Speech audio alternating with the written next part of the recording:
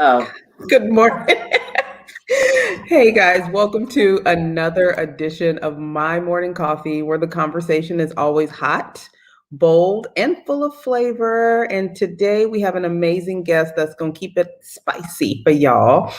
Per usual, we're going to get into our favorite part of the morning, which is what's in your cup. And for those of you that don't understand what that means, it's not just is there coffee in your cup or is there brandy in your cup? It's letting you know that whatever is in your cup, we want to know about it and why you're drinking it. So if it's brandy in your cup because your week was tough, we want to hear about it. If it's coffee in your cup because you're tired and your kids was giving you a hard time all week and your husband wasn't helping you out, we want to know about it. So today, I want y'all to tap in the comments. Let us know what's in your cup. Maybe we'll get back at you and let you tell us all about what's in your cup. So Miss Gia, let's get started, ma'am, with what's in your cup. What have you been up to? And what's going on with Miss Gia, the mahogany box, and all things amazing and creative.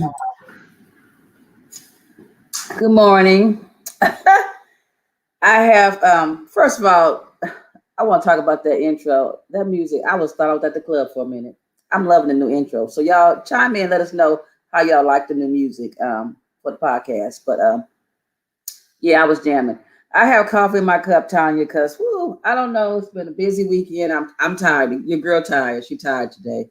I feel like I ain't gonna say I got ran over by a truck, but I feel like tired, like drained, and it's been a busy weekend. Well, it was a busy weekend for me, and I guess it has a lot to do with me. I was at urgent care like 3 times over the weekend. Not for me, y'all. So I don't want y'all to get all panicky and stuff and be writing in like, "Jill, you okay?" Yeah, I'm okay. The family okay, everybody okay, but the hubby, he was having a little trouble. Got a little kidney stone, so he was in a lot of pain, and I ain't never seen him respond the way he was responding. So I know he was in pain because he tough. He don't never show no emotion nothing like that, and he was feeling it. I was like, oh my God! I woke up like in the middle of the morning, like Friday night and Saturday night, because he was in a lot of pain and stuff. So we had to go to urgent care and take care of that. So of course, when you go to urgent care, you're there for a while. It ain't never quick, and you're tired and all that. So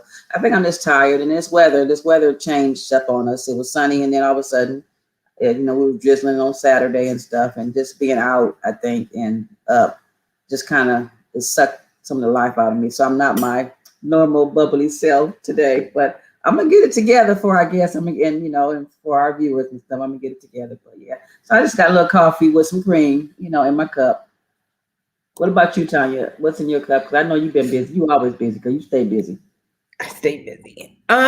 Coffee in my cup. We had a long weekend. We got back to cheer. So for any kids, any adults that have kids in sports, in youth athletics, things of that nature, COVID has made things kind of just weird, and many of the kids are trying to get their life back together. It was a little heartbreaking to me though, and I just want to speak to those that might be fighting this whole get backs thing. And everybody has their reasons for wanting to do their personal choice. But I don't look at most decisions that I make from a perspective of what works for me, right? It's like, what am I doing that will impact our youth?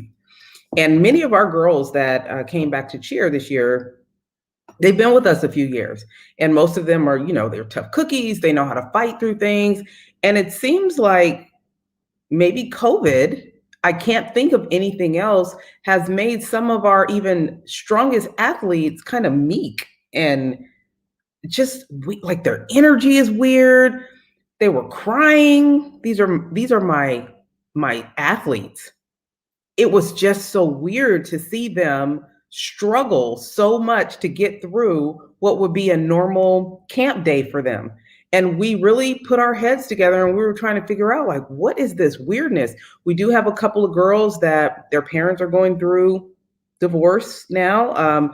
Family dynamics have changed. Some of our kids have lost people through this COVID situation. So I look at it and I'm thinking, I told you when I got back from Mexico, it was like people are fighting, mask, anti-mask, vax, anti-vax, everybody want to fight about something.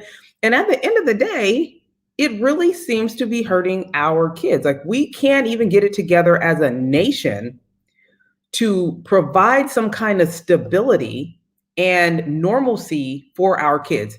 And the only thing I can think is, the sooner we get it together and stop fighting about whose right it is and this and that, the sooner our kids can have a real sense of normalcy. So look, we finally were able to go back to school, we're able to go back to sports, and now we have to wear our mask again because half the country decided they don't want to do it and they want to fight about it because it's their right. Listen, we get in the car to go over to, to the camp. The first thing my daughter does is buckle up her seatbelt.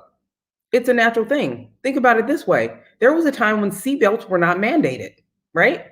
There were people that fought about that. Now it's just a natural reaction. No one fights about it. It's normal. You put on a seatbelt. If you get into an accident, you'll probably live. That's the way I look at it. There's a level of normalcy that we owe our children. So what's in my cup? My cup is full of coffee because it was a rough, fun, but rough weekend, because I had to watch all these young people try to fight through this like COVID weird fog thing. And I just hope moving forward that we can do better as adults making decisions for our youth than we're doing right now, because pardon my French, but it's just like a clusterfuck going on. And I can understand how the kids are like, dude, like, do I mask? Do I not mask? There are some kids that had to leave early before the families got there because it was just too much and there's too many people, but we've been outside all weekend. Listen, it's very complicated, but the simplest thing to do is do what you're supposed to do so we can get back to normal for our kids. All that being said, that's what's in my cup. And I'm tired. You're tired. Before we go on, go get our guests on here. Before I forget, I know you kind of sent me a little nasty little text. You called me a little heifer in the text. I forgot to mention over the weekend, I got to visit with one of our loyal Cup Crew peeps out there, Miss Deborah. Miss Deborah Washington from Kansas is out here visiting. Hey, Miss Deborah.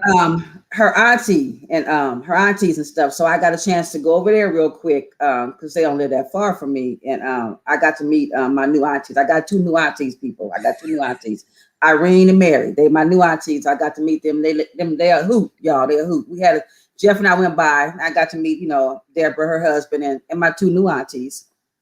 And we talked and laughed and everything. And it was really a good time. And I'm sorry you missed it. And it wasn't like we was trying to leave you out. It was just kind of like I had a little time on my schedule, so I ran over there. But hopefully today, if your schedule permits and stuff, we'll get to go back over there and you can meet the aunties because they're a lot of fun. And then you get to meet Deborah, of course, because that's what it's about. Deborah. So we're glad Deborah and her husband, they made it here safely on the train. They took the train here, people. And it was really nice. She kind of gave us a little adventure. We was on an adventure with her because she was posting every now and then on Facebook. So I got to see some of the places that she stopped. And it seemed like a lot of fun. And she said it was. So now she's inspired me that I'm going to get on the train and go somewhere other than Santa Barbara on the train. I'm gonna go somewhere. I don't know where. Jeff and I are gonna get on the train and do something. But yeah, I just wanted to shout out Miss Deborah and let the people know that's part of my weekend too. I got to meet one of our viewers, which is always fun and exciting when you get to meet people who have been watching you since probably the beginning. Because I know she came on. She started watching early on when we started the podcast. So I'm glad she's still a viewer. We still got her, stuff. She hasn't left us and stuff. So thank you, Miss Deborah. And thank you for taking care of my Miss Gia this weekend. So, and we love you and all of our viewers. We appreciate you. We want to know what's in your cup, what you're up to, and always let us know if there's anything that you want to hear about or you want us to talk about that we haven't covered yet, because we have a plethora of amazing guests that can deliver information that other people don't have. So let us bring to you the information that you want to hear about. And today I am excited to have Miss Joyette Holmes, Esquire, I'll let her explain that to you because I know a lot of y'all probably don't know what that little ESQ mean at the end of the name. And she has some amazing things going on. And she is definitely a part of this My Morning Coffee family already. You know, me and Gia love the opportunity to have women that empower other women, people supporting each other. That is our entire platform. So she fits right into this piece that we've always been supporting. So without further ado, Miss Joyette Holmes, welcome to My Morning Coffee. We are so happy to have you. Why don't you tell the people a little bit about yourself? Yes, good morning. Good morning, everybody. So do I get a chance to talk about what's in my cup? I would love to talk Absolutely. about That's absolutely. So I'll start there. It has been a week. And so I have double fisted it this morning. I finished my coffee, but now I put Coca-Cola in my coffee cup. So I needed a double shot of caffeine today. Tell us about it. We moved our oldest daughter into college over this last week. And then both of my girls had birthdays. So I have a 16-year-old and an 18-year-old, both girls. So it's just been a week of a gang of teenagers at the house, and then the emotions of, the younger sister not having the older sister in the house, and, us likewise having to make that transition as parents of a college student as well. So I needed that double shot today. So you have two kids, both daughters. I do, yes. So is that what you wanted? Just out of curiosity, because I think a lot of parents, they have this idea like, oh, I'm a woman, I want a daughter first. I wanted a daughter, and then I got these boys, and I was so happy and cried when I found out I was having a daughter, because then I didn't think I was going to know what to do with them, and people are crazy. But for you, was that what you wanted? Or talk to me about that, your family structure, what you were imagining as you were kind of coming into your career. I thought regardless of how many kids I had, I would have a girl and a boy somewhere in that mix. But when we had the two girls back to back, and our oldest was kind of showing the same signs as I did as a kid, kind of, frilly girly girl, but liked to climb trees and play in the dirt.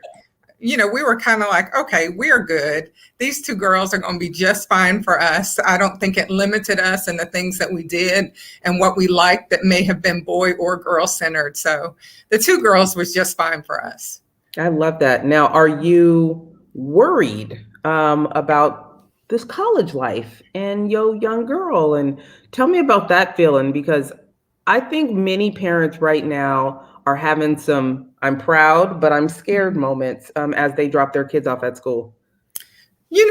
I think I'm a little less scared about just the life itself. As I tell her, we had a good time in college. There are things that I'm going to tell you that I would love for you to stay away from, not do, not get involved in. But we hope that we have equipped you with the ability to make the right choice. Understand you're going to make mistakes. And I think we're kind of comfortable in that space. I honestly am probably more apprehensive just about my daughter that's in high school locally and still lives with us, because high school it's been a different type of challenge. I'm hoping that college will be a little different, especially the program that she's in. But I'm not so worried about her going off to school. And she's in a place too where we've connected with family who's related and family who's not related to us. So I feel really good about where she is. What's college is she going to? Florida A&M University. Okay, so because you're in Atlanta, correct? We are in Atlanta, so she's in Tallahassee, about 5 hours from us. So she went away. So I want to ask, because I've been seeing, on social media, and I got, all my friends got kids, girl, and all of them, some of them is going to college now, and I got sorority sisters. I've been watching them on social media send their kids off to school and stuff. So I want to ask you, were you emotional? Because I've been seeing a lot of stuff on social media. I've been like, come on now, ladies, come on, y'all, really, stuff. So were you one of them mamas that, gave us a whole dissertation on Facebook about sending your baby to school and how you was going to not know what to do, that she gone and all that stuff? No, she got Okay. plenty to do. We got plenty to do. Okay.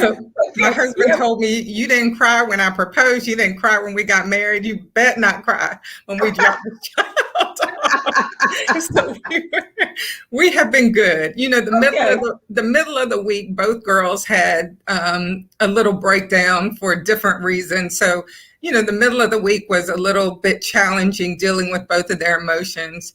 But otherwise, just sending her off to school, no, I wasn't given that dissertation on not knowing what to do next. Tell me about this past year with COVID and how your family dealt with your kids, your high school kids in school, dealing with that whole in school, out of school, mask, no mask. Like, talk to me Right. about that. So our kids stayed home. They remained virtual from, you know, March of 2020 through the end of this last school year. So through May of 2021, they did all of their schooling at home. My younger daughter, who's now a junior in high school, she did return to school this school year. I'm still waiting for that other shoe to drop. Not sure how long in-person school is going to last, just with the continued rise.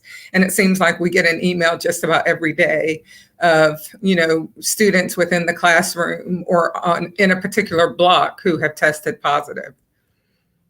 Yeah, I just read something on social media, and I think it was in Atlanta, that's saying that the school was going to be closed for 2 weeks now because I guess I don't know, football games were happening. Everybody was attending the games and stuff. So now they're saying they're going to shut the school down for 2 more weeks. And I don't know if that's where you live, or I know there are different counties in the state of Georgia, but I thought I saw that on social media.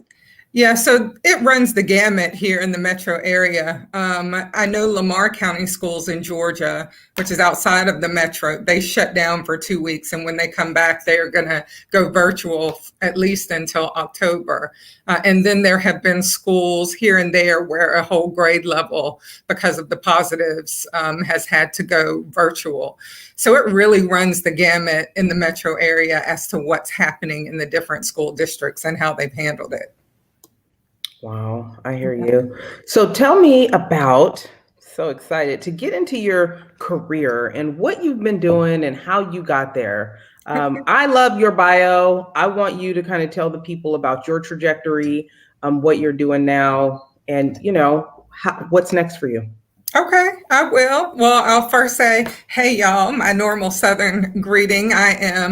Was born and raised in South Georgia, so I get it honestly. Now live in the Atlanta metro area. But, you know, my journey has been one that I wanted to be in law probably since late middle school or early high school. But law for me was the way that I wanted to serve. My parents were serving people and in the community doing different things outside of their professional career. So for me, it was never a choice that I was going to serve. It was how I was going to serve. And so my interest in law peaked, and my career has been mainly litigation in the courtroom, representing as a defense attorney, indigent and private clients, serving as a judge, serving as a prosecutor, and as the DA in elected office. And it has definitely filled me every opportunity, every role, every position. And I think that's because I've been in spaces where I did not have to be limited to the walls of the courthouse or the office building that I was working in, that I was able to kind of mesh the work in the community and the notion that public safety is a community issue, not just one dealt with by law enforcement and the court systems. So my journey has kind of come that way on the notion of service and being of service in the community, and figuring out how I could intertwine professionalism with that community service. One of the things that I run up against often when dealing with elected officials, appointed officials, anybody with power these days, you know, I look at the word civil servant, right? Mm-hmm. I love that you said you wanted to serve. Off the top, you're saying, what I want to do, I want to serve, meaning mm-hmm. others, not yourself. It seems that purpose gets lost as power gets obtained. civil service. You're supposed to be serving the society in which you live in. You're supposed to be servicing the people, serving others to make this place better than you got it. What happens when leaders start to do their job for the community, for the greater society, and it becomes a personal gains game? Where does that get lost? Well, you answered the question just by saying it becomes a personal gain. And that's where people lose themselves. Excuse me. Well, tickle in my throat. Let me get some of my Coca-Cola. Hold on.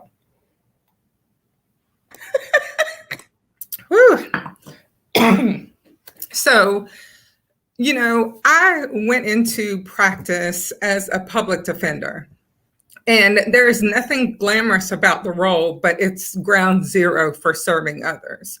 And so the trajectory of my career and becoming an elected official as the chief magistrate judge and then as the district attorney was just a progression of how to serve and how big can the impact be to those people that I'm serving or the communities that I'm serving. And I think that people get lost in that and see the power that's there instead of the influence that's there. Because I absolutely believe that if you have influence, you should use it for the greater good. But the power that people yield and the power that people hold on to is when it becomes a negative and becomes more about self.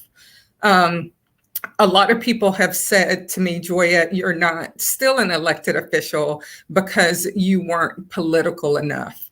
You did not embrace that partisan politician that it takes to be, to continue to be in elected office. And if that's the case, I am very good with that because I did not go into it to be a politician. Being in elected office was a byproduct of the work that I wanted to do. I wanted to be a lawyer. I wanted to, accepting the appointment for district attorney, be in a position that I know most impacted the criminal justice system. Having been a judge, a lot of people say, well, you were a judge, you had the biggest impact of the courtroom. And I know Gia would be able to speak to the fact that once, the deputy or the bailiff in the courtroom says, all rise, everybody stands up and then sits when the judge sits. That's kind of where the judge's power stops. Yes, I had the ability to have conversations with people in front of me and hope that those conversations would impact them or after trial, lead the sentencing. But that is minuscule compared to a district attorney being able to decide who gets charged, what they're charged with, if the charges are reduced or enhanced, who goes through an accountability courts program. Those are the things, that's where change happens in the criminal justice system, in making an intentional effort to decide how you're going to deal with public safety as a community function and not just a function within the walls of the courthouse. And so that's what I strive to do when I got into those roles, not to be a partisan politician. Surely there's politics in everything you do, so it's hard to get away from that. But the partisan politics is what creates the issue for being able to judge whether a person is serving for their personal gain or to do the right thing for the community that they're serving. I want to touch on, because you said you were a judge, then you became the DA. Yes. And that's kind of different. Like out here where we are, most of the time, the judges, they were either a prosecutor or they were they were a public defender or a prosecutor. Then they become a judge. So they do the courtroom stuff first, the DA stuff first. Then they try to get a judgeship. And it seems like you did it the opposite way. You was a judge first, and then now you're the district attorney. And I was saying when I found out you were going to be our guest, I was talking to my husband. I said, when I was a detective, I enjoyed being a detective because I got to work with the district attorney more, and people don't realize that they think police work. Yeah, we go out, we arrest, and we write a report, and that's the end of the story. And it's really the detectives and the DAs that really have to come together. And when it comes time to, do we have enough to pursue a filing on a case and stuff like that? So I really enjoyed actually talking, because you get to talk about the case, all your evidence and stuff like that. You really get into what law enforcement is, not what people see on TV in the Right. surfacing. So the role of a district attorney, it's really it's a major, like you said, it's a major role. And Mhm. like you said, it's really probably bigger than the judge, because the judge, like you said, after everybody sit down, Yeah, that's it, so true.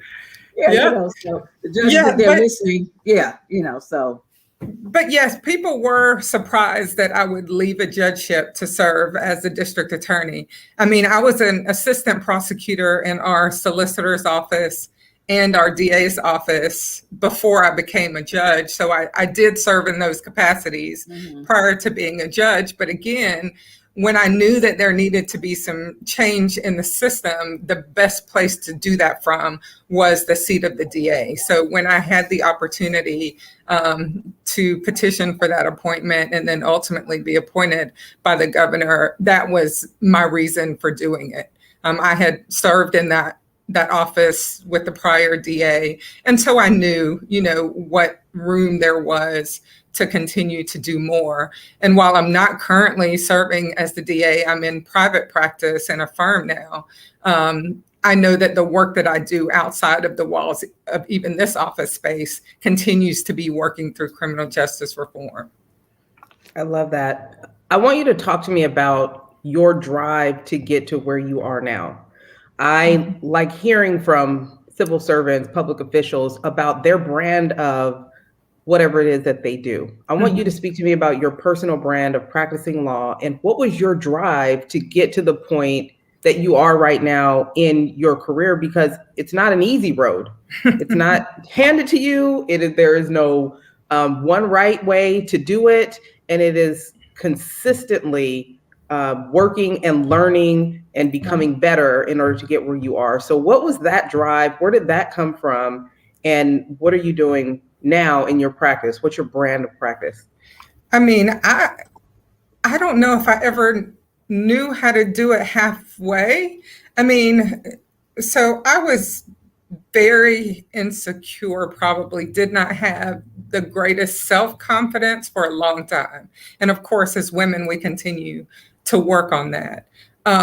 But in terms of the work in representing clients and or representing the office that I worked for, there was never a halfway. I mean, my parents said, if you're going to achieve, you're going to have to do 2, 3, 4, 5 times what your counterparts might be doing.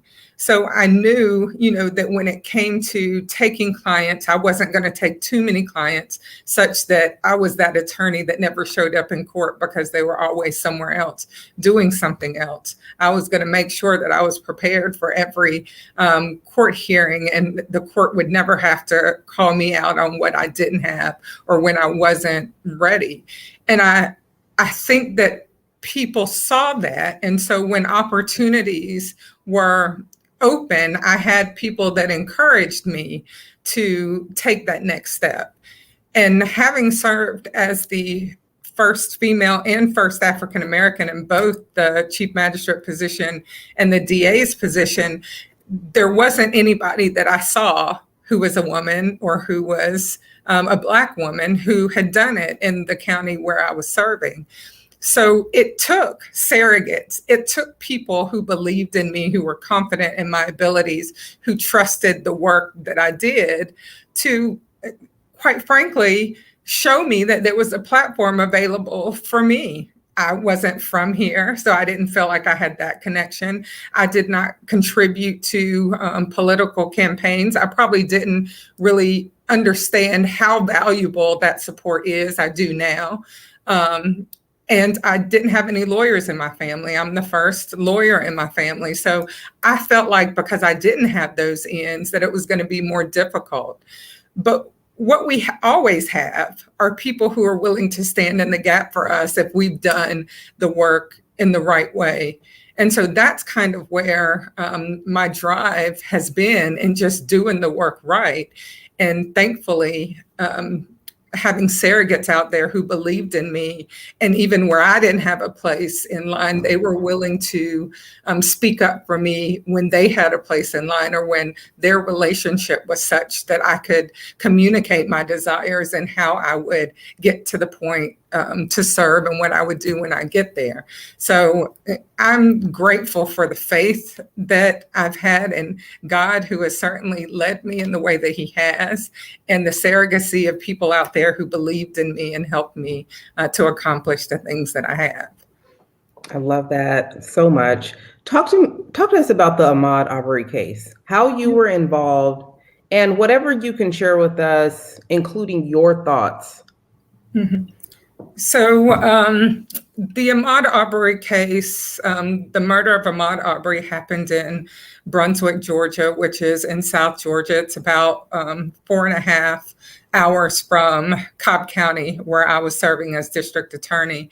When it became clear that there were conflicts or lack of resources to handle that case by previously appointed DAs, the Attorney General's office, who is tasked with making conflict appointments or appointments when there's a void in representation for another state agency, the Attorney General contacted me about accepting the role as lead prosecutor and lead office for that case.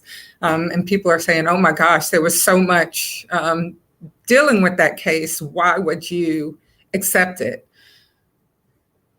And I don't know if I felt like I had a choice, not because the Attorney General was forcing me to take the case, but I knew that our office was capable of bringing the justice to that case and to that community that was necessary.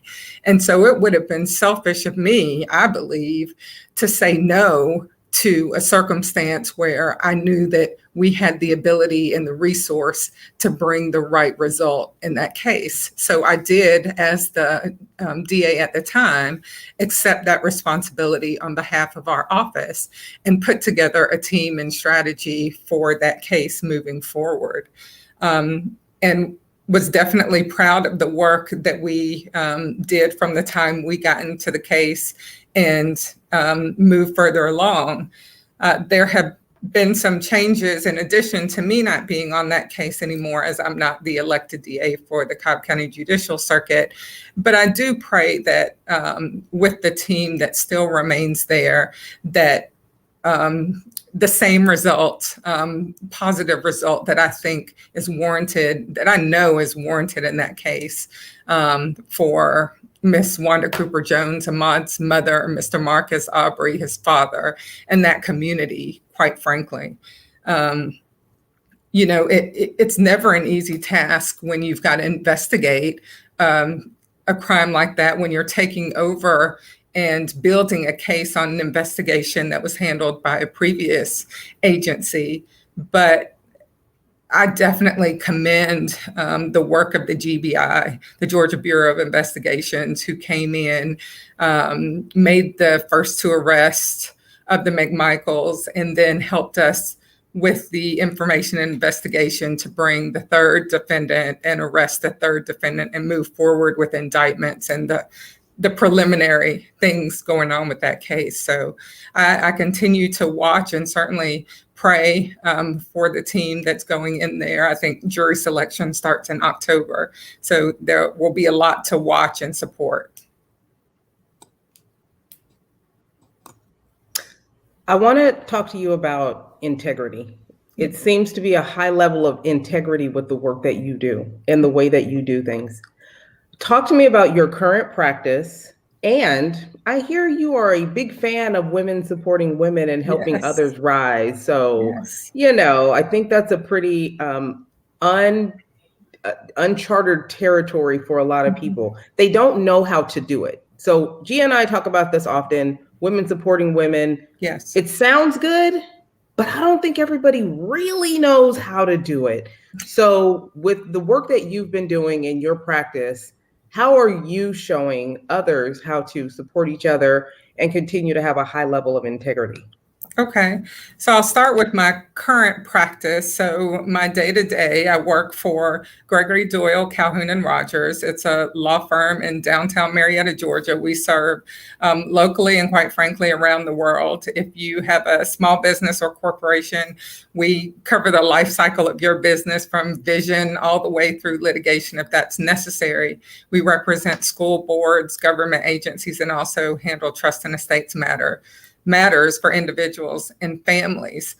So I came here, it sounds very different from what I have done over the last 19, 20 years of my career. But what brought me to this space is that there was an acknowledgement of what was important to me and what was clearly important to the community. So it allows me to continue to work in the community, not just to talk about the firm, but to find opportunities in the community for the firm to empower and to give back. And so if that means talking to, other female lawyers who are looking to become partners in a law firm, other minorities who, there's this whole conversation about while minorities are members of law firms, they don't have the same trajectory to partnership. And so talking about some of those issues, but not a thing that I have done in my career or professional life have I done without having somebody who was willing to talk to me about what their journey looked like. And so I've been poured into. I can't stop here because I feel like I've had some success and not likewise pour into other women who see something that they want, see something that they know will be a passion project for them, but haven't seen anybody that looks like them be in that role. What does that look like? Where does that person go? What are the conversations or the networks that they need to be involved in? I don't see any other way but to talk to other women who are likewise aspiring. And I say women, but I'm talking about even those who are on their journey to womanhood. So, we'll take middle school interns and on up to start talking about those things and how important it is for women helping women. And the only thing that you are going to have or not every day of your life is your integrity, your character, and kind of the ethical foundation that you set for yourself. You can get influence, power, position, and not have those other things, and how quickly it will be fleeting for you will be a sight to see, because you have to maintain that integrity. And if remaining in a role means that you've got to compromise in that, then either you shouldn't be in that role or you're going to do something that you're going to regret in the future. Well, it sounds like you're the type of person that, because like we said, people are always talking about empowering each other or empowering other women and helping. And like we say, the people, they don't know how to do it. And it sounds like you're the type of person, you're going to tell a young lady something or about something, but you're going to give her the steps too. See, that's the problem I think out there. People are always saying they're willing to help you, but they don't know. They'll tell you, okay, I'll tell you this. They don't tell you everything. They don't tell you how to get across the street. They'll tell you it's over there, but they don't give you the steps to get over there. So here you are on the other side of the street saying, okay, it's over there. I see it, but I don't really, I'm still, it's not connecting. And I need some connection, something to connect the dots. And that's what I think is missing, is that the whole supporting and stuff is connecting the dots. And what does support really mean? Does it mean I'm just saying I'm supporting you, or does it mean I'm gonna tell you, okay, you need to do A, B, and C, Tonya, to get here, or G, you need to do A, B, and C, and then you'll get here. And if not, if you're still having trouble, then come back and we'll do, D, E, and F, that kind of thing and stuff. But we don't get that, Oh girl, yeah, I'll help you, girl. Yeah, call me, that kind of stuff. Send me an email, all that kind of stuff. And it's like, well, what the email's supposed to say? That's the whole thing. People don't understand. Like, okay, she said send me an email, and then you sit a young girl sitting back there, or even not even a young girl, this is a woman, period. Just trying to do something different, or whatever, trying to grow in whatever she's doing. And you sit up here like, what she says in the email. Well, I don't even know what, where to start and stuff. You get out of that, it's like, come on, you making it, my stress, I was already stressed. Now I'm really stressed over here because I'm sitting up here thinking, oh, I still don't know what to do. I don't know how to do it. And, it's funny, this weekend, I have a girlfriend, I saw her, and she was like, Gia, I just love you guys on the show, all this kind of stuff, and everything. So she tells me that she's built she has a podcast business. And she said she's built a whole studio in her house, but she's afraid she doesn't like to see herself on camera. And I was like, girl, I said, you know what? That was me with Tonya with this whole podcast we're doing now. And she says, Jim, what you doing? You go live all the time. I said, girl, it was a struggle. I said, I'm still not there. But I told her, I said, you know what? I'm up right now. I'm not, at work. I'm off, little injury. Right. Okay. Oh, no. So, so I told her, I said, you know what? I'll text me, give me a call. I'll come to your house. I said, we'll practice. I said, I'll practice with you going. And look, I'm not an expert at this stuff, but here it is. I gave her some hope because here it is, she's like, oh, I don't like to be behind. I don't like to see myself in the camera and stuff like that. And I was like, well, we can practice because her team keeps telling her they need to see you. They need to see her on the camera, and stuff. And here it is. And so it's like, here it is. I hope I'm empowering her by letting her know that I will come and practice with her. And that's what supporting it means, showing a person, taking the time out. Don't just say, oh, girl, you got this, call me. I'll tell you what to do. No, we're going to practice. I'm willing to go out there and practice with her. And that's what people need to be doing more. Stop talking about it. Oh yeah. And be about it. Put some action behind your words. So true. And a lot of that, if we're just being real about it, it's competition and feeling like that next woman is your competition, whether you're in the same industry or not. And I don't care if we work in the same type of law practice, doing the same type of work across the street from each other and feel like the clients that we're going to get are the same. They are not. Because your personality and what you bring is going to be different than what the next person brings.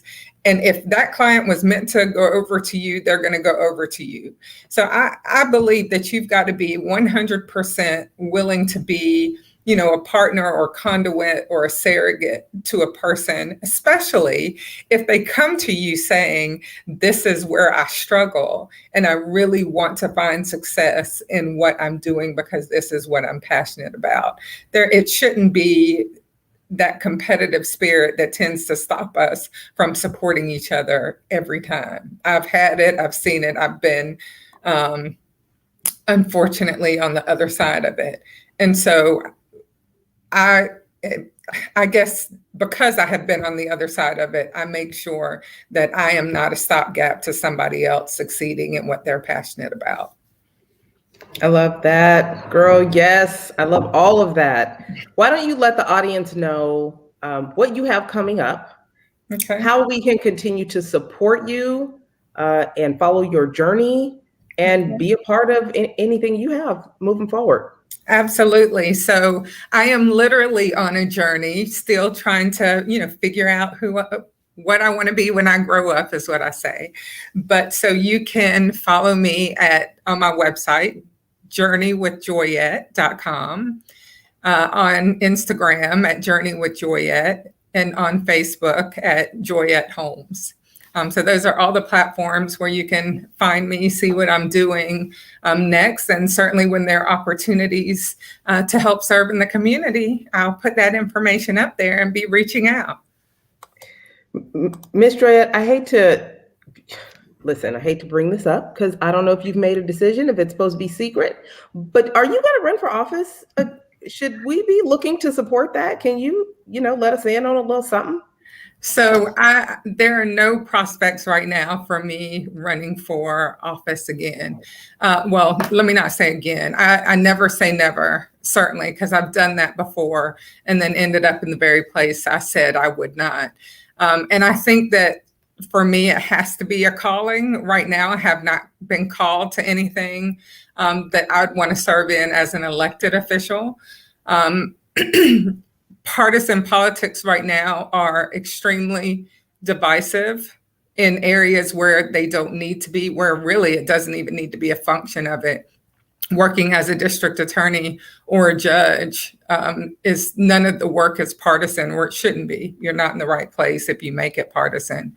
And so right now it's not a calling for me, but I'll never say never. And if that opportunity comes where I know I can have a great impact and be filled by the work that I'm doing, then I will certainly let you all know, because I'd love to have your support.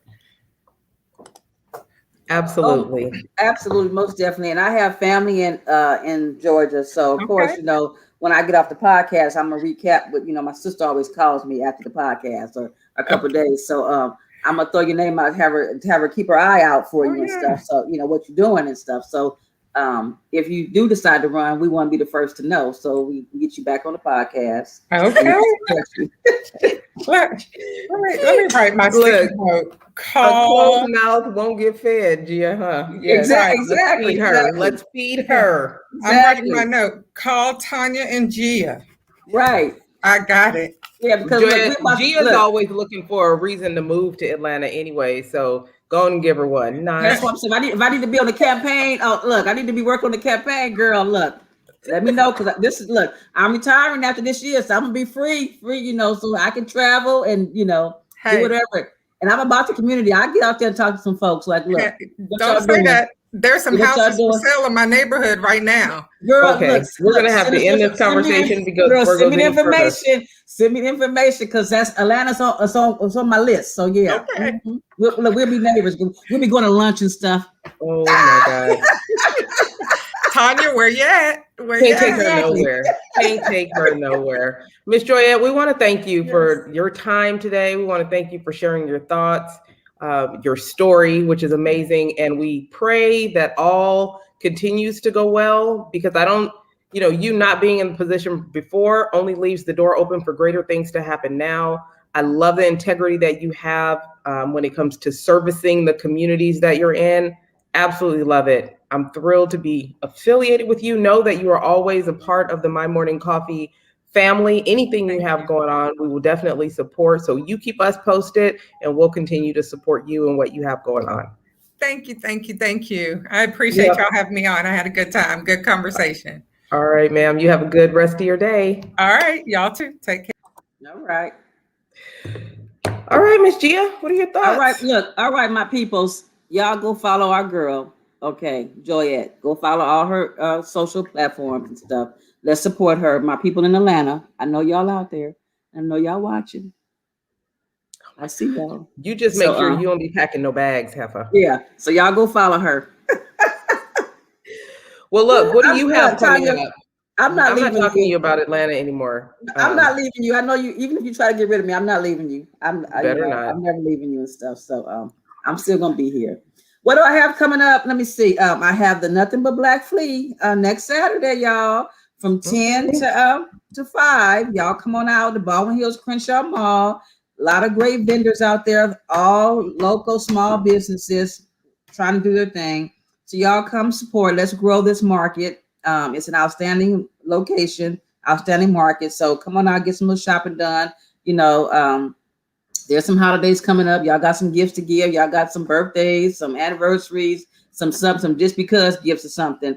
But come on out there and support the people, okay? Because what we're about supporting, remember? So I got that going on. And let me see. Sunday, we have a walk. Sunday. Run. Just talking about our walk. The first annual My Morning Coffee. Oh, monthly. Oh, and I'm sorry. Annual. If you walk in once a month, you're gonna need more I'm trying than to go annual. See, I didn't think she was gonna catch that, but y'all see she did, right? I can't take her our first monthly fitness walk, with the Cup Crew walk. So y'all come on out, Hermosa Beach. We have a social media link to let us know that you're coming. So go and click going on the link. Sonya shared it, and I shared it. It'll be right below. Yeah. Yeah, and we're gonna share it again. So we want you guys to come on out, come walk with us, and don't worry, it ain't I can't speak for Tonya. It's not gonna be like a crazy, walk or run or whatever and stuff for everybody. So you go at your own pace, but we're about fitness. We're gonna get it together for everybody. But come and join us. It's a lot of fun, and we can chop it up on a walk. Just have a good time. And it's open to all, men and women, and ain't just women. We got some male cup crewers. So everybody come out if you can. If you can't make this one, we're gonna be back next month too. So don't think you can hide from us, because we will find you. So yeah, so we got that going. And part of this came about because you guys know I try to work out, stay healthy, stay fit. And you'll say, oh, if you just call me, I'll come out. I want to run with you. I want to go out to the beach with you. Okay. So just like we talked about before, women supporting each other, I'm making it possible so that we can all get out, go work out, and, debrief afterwards, hang out a little bit and have some giggles. There's never a boring time with G and I. So hopefully we'll get to see you guys this Sunday. We'll post the information at the bottom. I have a few branding seminars coming up for a publishing company. We'll be in Pittsburgh, trying to help women recognize their greatness, power through trauma. And, we call it's like trauma to triumph. So we are working with up to, I think we have about 50 women coming to our Pittsburgh event. There is 6 of us amazing speakers that are really looking to change the trajectory of what some of y'all are going through, whether you're not sure what your goal is, you're trying to figure it out, how to get from where you are to where your goal is. That's a Pittsburgh thing. I'm trying to drag Gia along with me. Hopefully we'll be doing My Morning Coffee Live there in Pittsburgh. And then guess what? We're going to Atlanta. So Pittsburgh in September, Atlanta in October. So we might be seeing Miss Joyette there. Hey. Just make sure you stay tuned. Obviously, Sand and Shores or Tonya McKenzie PR on all social media platforms. And I'll make sure that I keep you guys all informed about what we have going on. Gia Neal, The Mahogany Box, Tonya McKenzie, Sand and Shores. Stay connected. Anything else, Gia, before we go? Yes, don't forget. Thank you, Sherry, for reminding us. Our viewers, they're so bomb. www.shopthemahoganybox.com. You can always get some Mahogany Boxes items, but also we have some My Morning Coffee items there. We have visors, we have tank tops, we have dresses, and we have some candles. So y'all go and shop the box. The candles, we had a few sales. Yay. So let's sell out. Y'all sold out Ivy Park and Beyonce new stuff. So can y'all sell out My Morning Coffee little merchandise too? That's right. She's not playing. Yeah, she ain't playing. Yeah. So go get you some My Morning Coffee gear, some Cup Crew stuff, and rock your stuff with us. Awesome. Well, guys, we'll see you next week. Same bat channel, same bat time. We have a dope guest for you next week. I'm not even going to tell you about it because this is one of Gia's favorites.